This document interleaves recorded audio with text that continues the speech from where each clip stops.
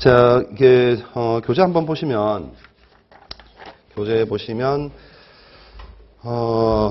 7페이지 이제 목차 7페이지를 보십니다. 7페이지 목차부터 한번 보시면, 이게 일단 뭐 그 어떤 절차적인 문제도 이제 뭐 나와 있고, 또 이제 이론적인 것도 나와 있고, 중간 부분은, 저 이제 사례 형태, 이제 그러니까 과거에 이제 뭐 조사를 받아가지고 불복을 해서 뭐 심판원이라든지 이런 쪽으로까지 이제 불복 절차가 진행된 것들, 그런 것들이 이제 나오게 되는데, 일단 뭐 내용 한번 보죠. 1편 보시게 되면은 세무조사 실무라 해가지고 이제 세무조사 개요 뭐 이런 것들이 나와 있고, 그 다음에 세무조사 시에 이제 유형별 대처 방안, 그리고 세무공무원 입장에서 세무공무원이 세무조사 시에 이제 필수 검토 내용이 뭐냐 하는 것들 해서 나와 있습니다.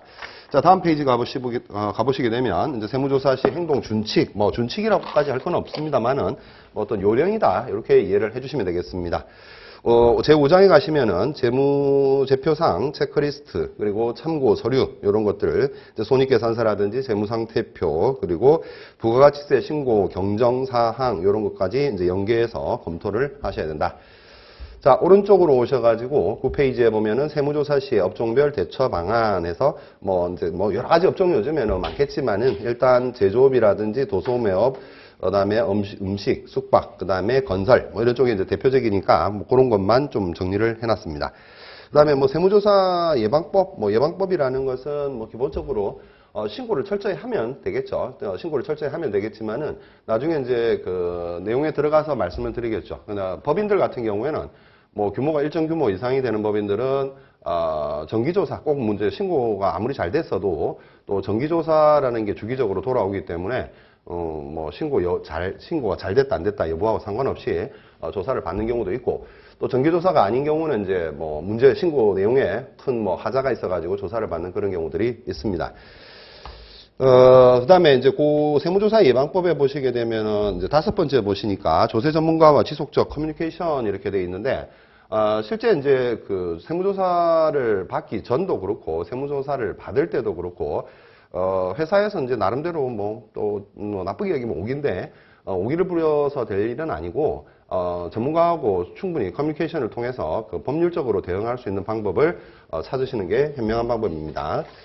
자, 다음 페이지로 가시게 되면 제2편 세목별 세무조사의 쟁점에서 이제 여기서부터 여러분들이 세무조사를 받을 때 주로 문제되는 것들이 여기 이제 다 열거가 되어 있는 겁니다. 그래서 제1장에 보시게 되면 주요 적출 사례 중에 공통사항, 물론 이제 그 2장 부가가치세라든지 3장 법인세하고 조금 다소 중복되는 부분도 있기는 합니다만은 어찌됐든 주요 적출 사례 중 공통사항은 한번 먼저 이렇게 목차를 볼게요. 접대비 변칙 처리라든가, 그 다음에 가공인건비 계상, 그리고 기말 재고상품 관련, 부당이익 계산 부인. 자, 4번의 부당이익 계산 부인 같은 경우에는 뭐 조사 나오면 거의 필수 항목입니다, 요즘에. 그래서 부당이익 계산 부인 같은 경우는 걸려들게 되면은 어떻게 됩니까? 법인세 문제만 발생하는 게 아니라 케이스에 따라서 뭐 증여세 문제도 발생할 수도 있고 그렇다면 된 거죠. 그 다음에 뭐 리베이트, 그 다음 감가상각 내용연수 적용 오류, 그 다음에 7번 업무무관 가지급금. 보통 이제 좀 중소기업 같은 경우에 있어서는 4번하고 연계해가지고 7번도 문제가 많이 되는 사례가 있다는 거죠.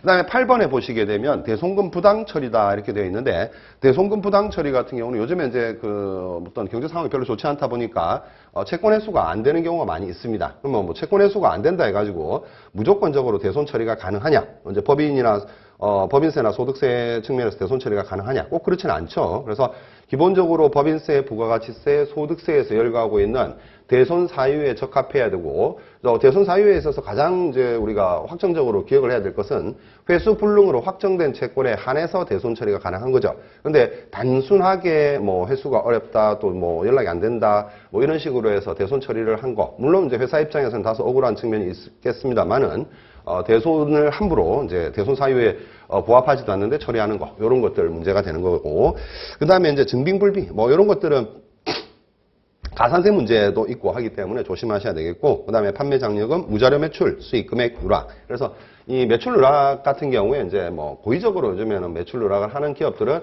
뭐 그다지 많지는 않을 것 같은데, 어찌됐든 그렇고, 그 다음에 요즘에 뉴스 보셔서 아시죠? 그 업무용 승용차도 아닌데 뭐 자녀들이라든지 뭐 가족들한테 어떤 법인 명의로 차를 이제 구매를 한다거나 또는 뭐 리스를 한다거나 해서 이제 그런 것들은 요즘에 타겟이 되고 있기 때문에 조심을 하셔야 됩니다.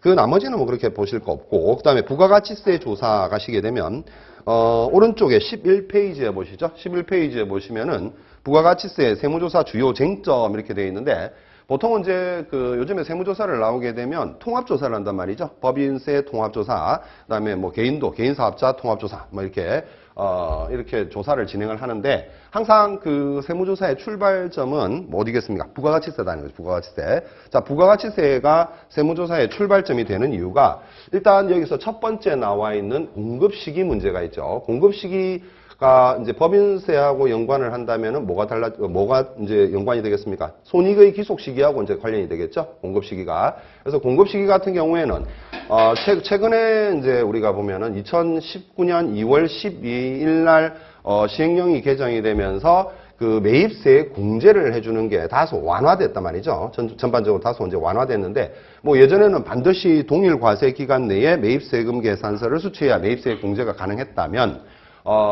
당해 과세 기간의 확정 신고 기한까지 매입세금 계산서를 수취해도 매입세 공제를 허용을 해주고 있죠. 그래서 다소 이제 좀 완화되고 있고, 다만 이제 그렇지만은 뭐 과산세 문제도 또 별도로 있을 수도 있지만은, 그래서 부가가치세에 있어서는 이 공급 시기 문제, 그 다음에 이번에 매입세과 관련된 쟁점, 이것도 마찬가지 1번하고 2번하고 관련된 문제죠. 공급 시기 위에서 이제 공급 시기라고 이야기하는 것은 우리가 이제 공급자 입장에서 봤을 때 가산세 문제가 이제 그런 게 세금 계산서를 교부를 늦게 한다든가 뭐 해서 가산세 문제가 있고, 두 번째 이제 매입세과 관련된 쟁점이라는 것은 이제 받는 사람, 공급 받는 자 입장에서 그렇게 정리가 되는 거다.